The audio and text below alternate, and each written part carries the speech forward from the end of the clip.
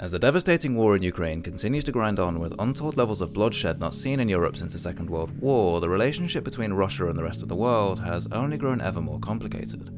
The sheer number of sanctions that Russia has racked up ever since the invasion began 2 years ago have only meant collateral damage for countries wishing to maintain close ties to it. Moreover, the enormous political pressure that many countries face when it comes to picking sides in the war, combined with security concerns for those remaining loyal to Moscow, have only made relations ever more contentious.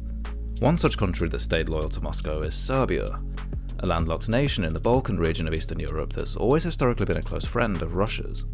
You see, both Serbia and Russia are largely Orthodox Christian countries with Slavic roots that go back centuries, meaning that both countries share long-standing cultural ties to one another.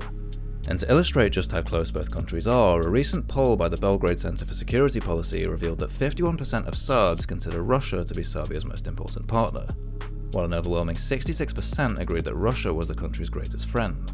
Aside from cultural and religious ties though, much of the pro-Russian sentiment in Serbia stems from the bitter memories of the 1990s, a period that saw the former Republic of Yugoslavia descend into an absolute bloodbath, leading to its eventual collapse as a state and the formation of several new and independent countries.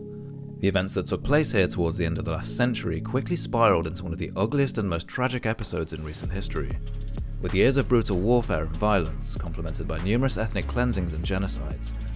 Much of the violence in the Balkans stemmed from long-standing ethnic rivalries across Yugoslavia, fueled by a sharp rise in ultra-nationalist and independence movements. Serbia, meanwhile, found itself increasingly isolated from the rest of the world, as it faced conflicts with Croatia, Bosnia, and later Kosovo, a small breakaway state in the south of the country that's largely made up of ethnic Albanians as opposed to ethnic Serbs.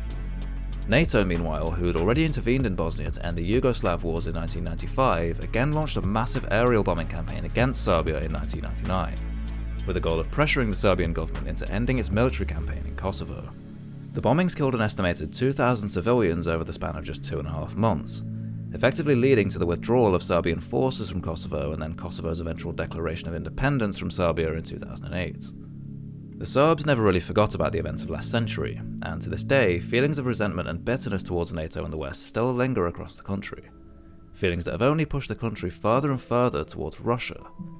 Moscow, you see, have always backed Serbia on sensitive issues such as the status of Kosovo, and they've always opposed NATO's intervention and bombing campaign against Serbia back in 1999. Conversely, Serbia's never actually imposed any sanctions on Russia for its actions in Ukraine, and it's even continued to purchase Russian arms and military equipment all the way up until the present day.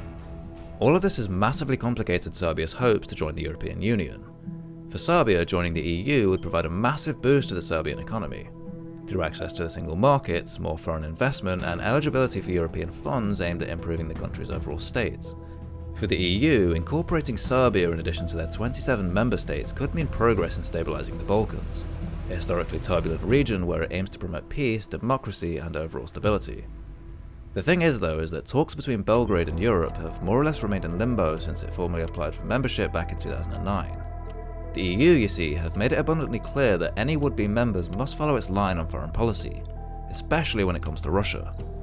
Serbia's closeness to Russia has always been seen as a problem in the eyes of Europe, and their continued refusal to budge when it comes to not only sanctioning Moscow, but also military cooperation between the two sides, along with Serbia's huge over-reliance on Russian energy, have arguably been the nail in the coffin for hopes of any membership anytime soon.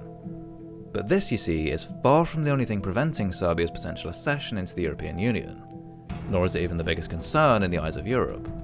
Just 2 months ago in May of 2024, and on his first tour of Europe in over 5 years, Chinese President Xi Jinping paid a visit to Serbia, in what marked the 25th anniversary of the 1999 bombing of the Chinese embassy in Belgrade. During the visit, he and Serbian President Aleksandar Vučić signed numerous agreements promoting significantly more cooperation between the two countries, including a free trade agreement that will make Serbia the first European country in years to enter into this sort of arrangement with the Chinese. You see, ever since the Russians invaded Ukraine in early 2022, Serbia gradually positioned itself to replace Russia with China as its best friend in the East. In the same way that Russia is, China too is supportive of Serbia's stance on Kosovo, and in turn, Serbia is a firm supporter of Beijing's stance on Taiwan. Indeed, Kosovo and Taiwan are directly diplomatically coupled with one another. Both are considered to be renegade provinces by much larger revisionist powers, and both are supported militarily and diplomatically by the United States against those revisionist powers.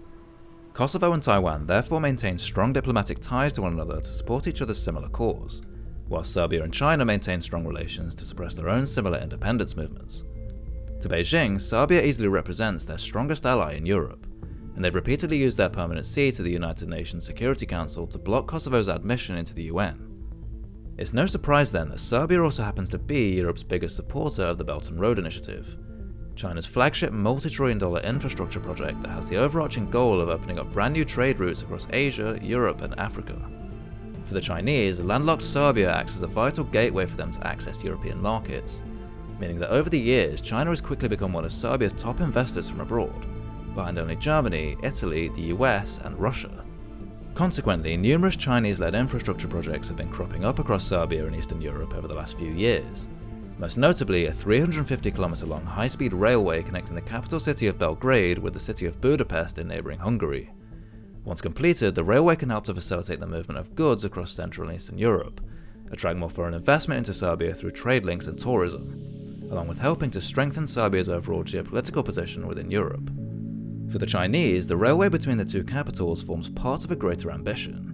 The idea, you see, is to hook this line up to a completely different Belt and Road project taking place further to the south at the port of Piraeus. Now, although the Greek authorities maintain oversight, the port of Piraeus is majority owned by Chinese corporations, meaning that it more or less acts as a vital artery for Chinese goods flowing into Europe.